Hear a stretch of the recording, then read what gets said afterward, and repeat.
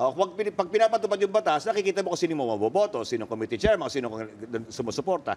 Pero actually, yan, katulad ngayon, yung it's been going on. Sabi ko nga, ang issue nga dito, hindi ba nagkakasala ang anumang Congress from the very start na napatupad yung 1986 Constitution na dapat mag-enable kayo ng batas, act upon it, na anti-dynasty, hanggang hindi mo ginagawa, hindi pa kayo nagkakasala. Kasi yung sinasabi ng Konstitusyon. So parang, di ba tayo as kauman tao, di ba sabi ng, di ba, Konstitusyon. Hindi ba sabi ng Konstitusyon, gumawa kayo ng batas, ba't hindi kayo gumagawa hanggang ngayon? So who can we be held liable for this? So, I mean, it is perhaps painfully naive na nakasaad yan sa konstitusyon natin. Dahil ang magpapasa ng batas niyan ay silang mga political dynasty din. Yeah, against their self-interest. It is against their self-interest, di ba?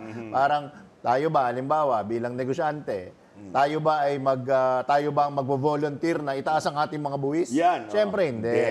Hindi. Or ibaba yung presyo ng mga bilihin natin, di ba? Yung gumagawa So again, it's personality, hindi platform-driven. Sadly. Ganun talaga. In elections past, but hopefully, yung next generation natin, sana medyo namumulat ang mga mata, sana nagkakaroon sila ng more pronounced and sophisticated way of choosing yung mga kandidato natin.